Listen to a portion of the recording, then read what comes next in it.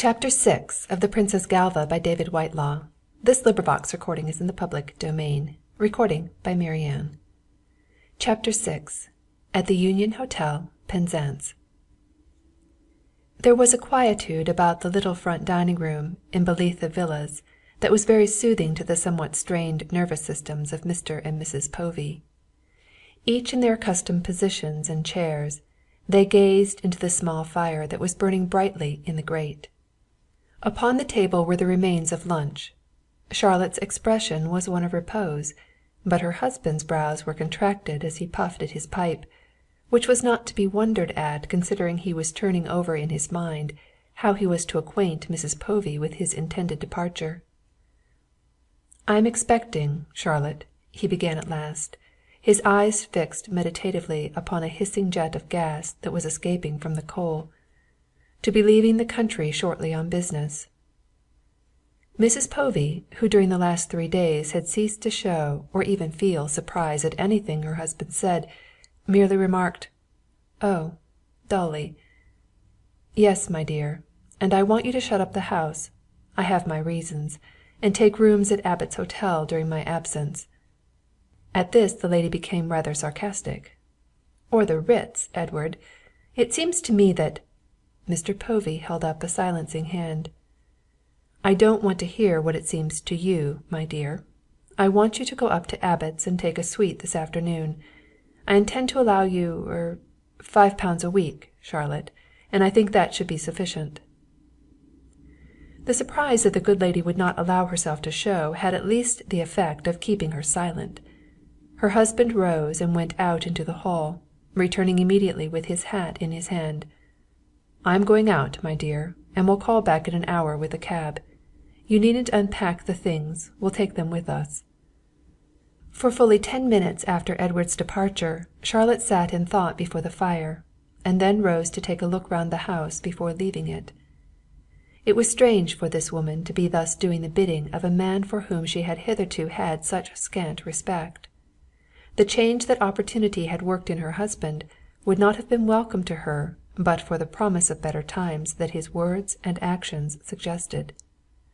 She could not but look forward to the suite at Abbot's, the hotel in Bloomsbury at which they had dined 2 or 3 times during their married life.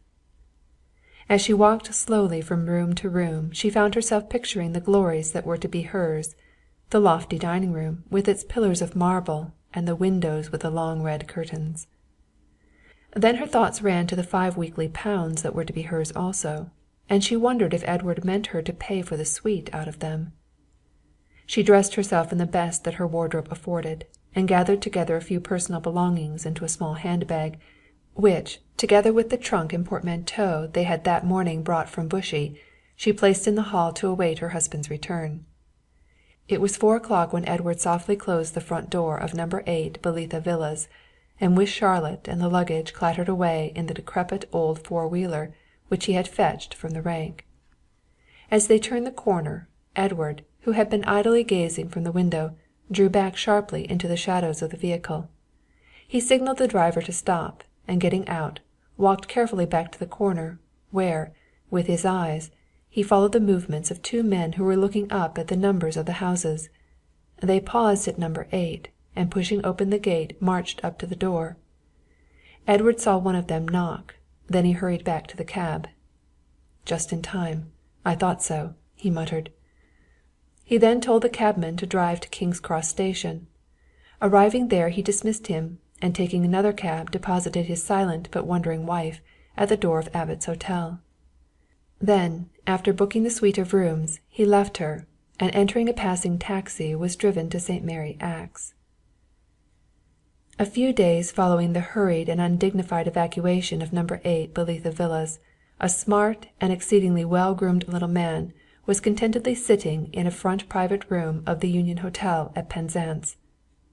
The intervening days had been very busy ones indeed for Mr. Edward Povey, and ever since the Cornish Riviera train had set him down on the shores of Mounts Bay, he had considered that a complete rest was due to him.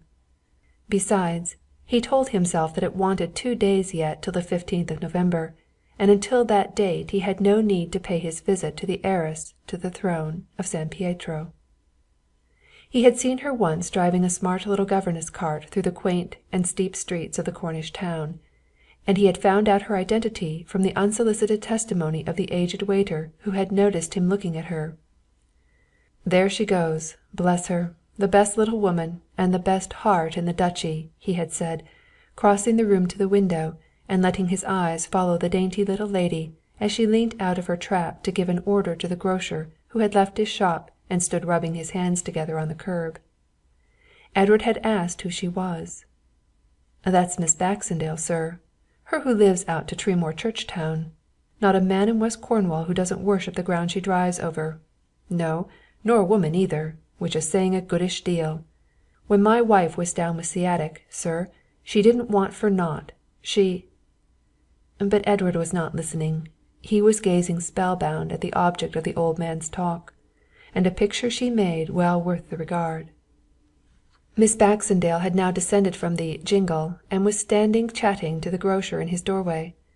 Edward Povey looked in admiration at the trim little figure clad in its well-made white mackintosh that reached almost to the heels of the tiny brown walking boots.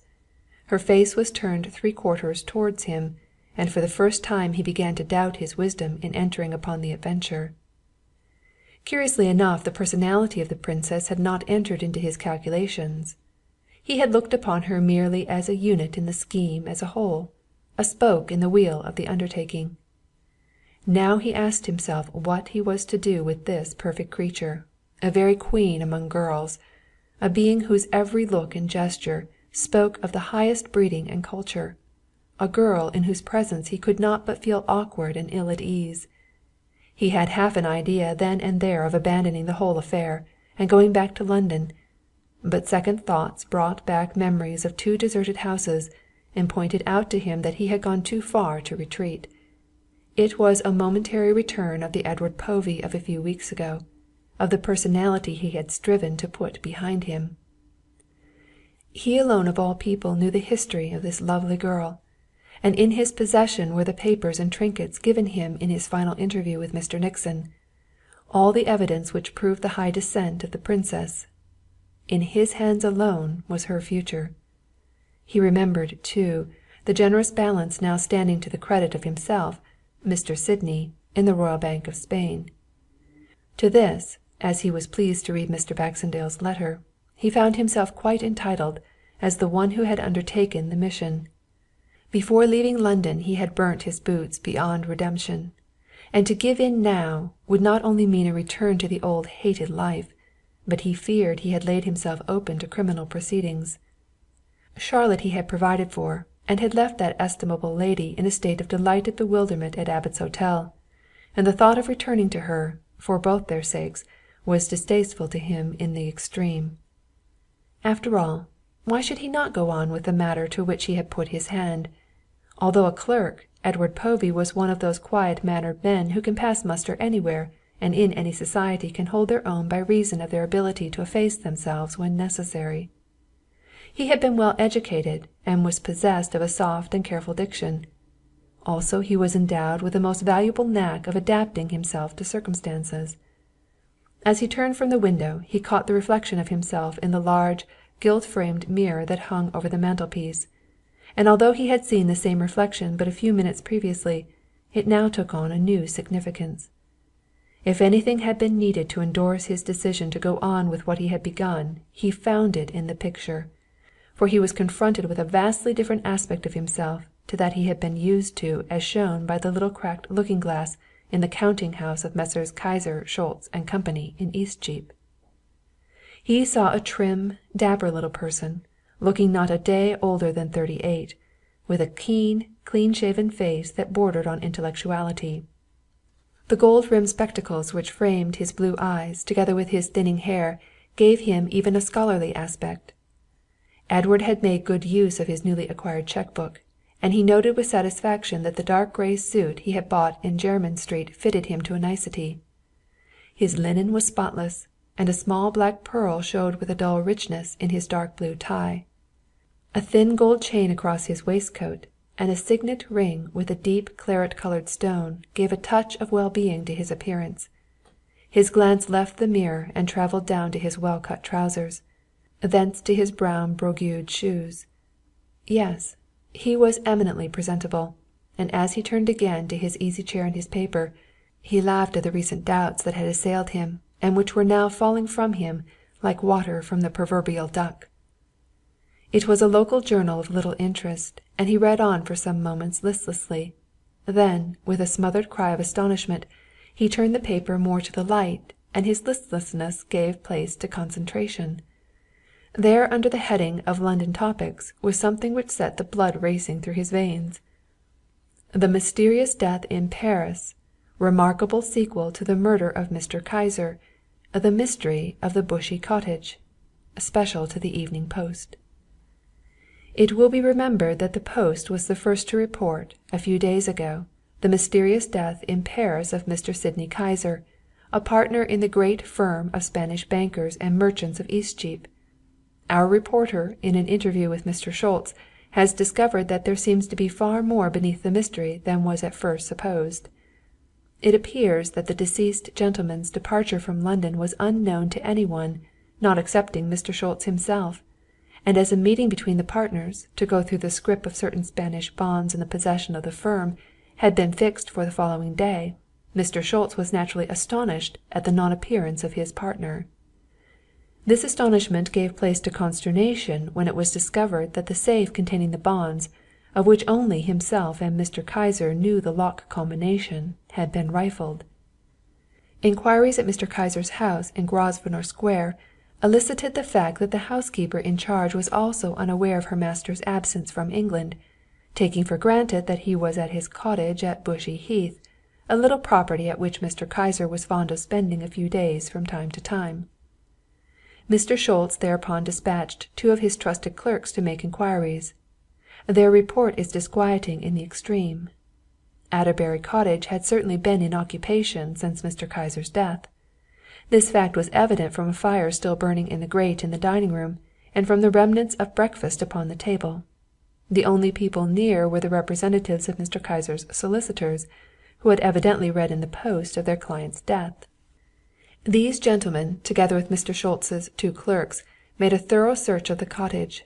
On all hands was evidence that the occupants, whoever they were, had made a very hasty departure. A clue, however, was obtained by one of the solicitor's men, who made a tour of the near-by cab-yards.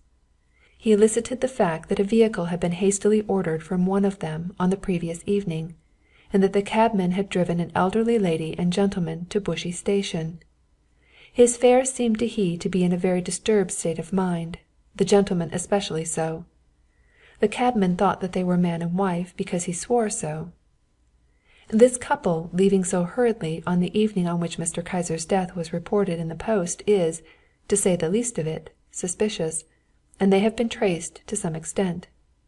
They took first-class tickets for Euston, travelling by the 9:49 train.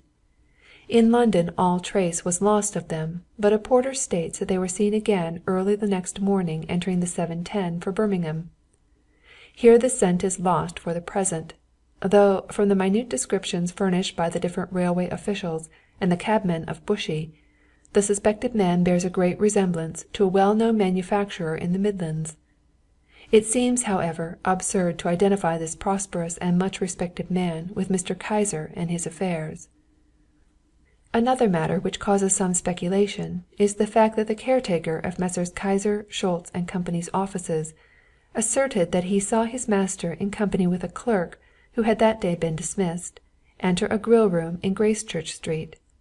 The two representatives of the firm, after leaving Bushey, called at the clerk's address in Clapham, only to find that this house, too, had evidently been hastily vacated in much the same manner as Adderbury Cottage.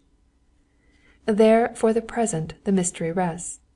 The police, who have been communicated with, are, in the meantime, doing their utmost to trace the elderly gentleman and lady who took the train to Birmingham. Mr. Povey put down the paper and whistled softly to himself. Then, as he thought of poor Uncle Jasper and Aunt Eliza, the mirthful side of the affair took him, and he laughed for 10 minutes. He rang the bell and told the waiter that he thought he would take a Scotch whisky and a small Apollinaris. Chapter 6